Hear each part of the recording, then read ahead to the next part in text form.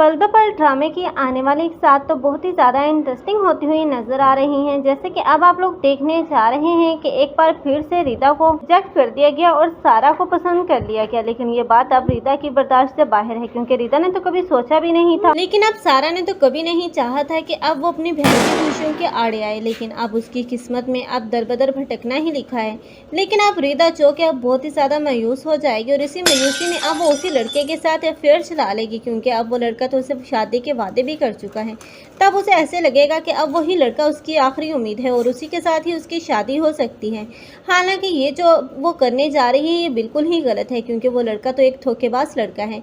उस लड़के का मकसद ही अब रीता को बर्बाद करना है, क्योंकि वो तो अपना कोई पुराना इंतकाम ले रहा है। लेकिन रीता बेचारी अब बुरी तरह उसके हाथों बर्बाद होती हुई और जलील होती हुई नजर आएगी। और सबसे बढ़कर अब उसका भाई शहीर भी उस पर शक करेगा और उस पर हाथ उठाएगा, और उसकी माँ भी। ऐसे में जब रीता किसी को भी मुंह दिखाने के काबिल नहीं रहेगी तो वो सुसाइड अटेम्प्ट कर लेगी। हो सकता है कि इस सब में अब रीता की जान चली जाए, जिसके बाद अब फाखरा को तो इस बात का अंदाज़ा हो जाएगा कि उसकी तोहम परस्ती की वजह से उसकी बेटी की जान चलेगी, क्योंकि अब वो इतनी ज़्यादा लालची और वहम औरत थी कि अब उसने अपनी बेटी की खुशियाँ ही छीन ली। एक तरफ तो वो अपने बेटे को भी खुश नहीं देख सकती और नबीरा पर भी तरह तरह के इल्ज़ामात लगा रही है। ना तो उसके माँ बाप का ख्याल है और ना ही अपने बेटे की खुशी का। लेकिन अब नबीरा जो कि बहुत ही ज़्यादा पछता रही है अब शहीर के साथ शादी करने के बाद, क्योंकि अब उसने तो कभी सोचा भी नहीं था कि अब उसकी खाला उसके साथ इतना बुरा सलूक करेगी। और सबसे बढ़कर अब रीता का रवैया भी उसके साथ ठीक नहीं था।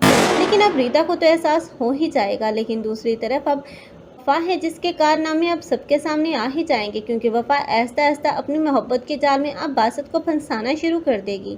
और बासत जब मुकम्मल तौर पर अब वफा के मुट्ठी में आ जाएगा, तब वो अब रोशीन ही को साफ साफ धमकी देती हुई नजर आएगी और उसे उस घर से निकालने का भी बोलेगी। ऐसे में अब रोशीन जो कि वफा को समझाने चली थी, अब वफा ही उसे अच्छे तरीके से समझाएगी कि किस तरह वो उसे बासत की ज़िंदगी से निकाल कर दम लेगी।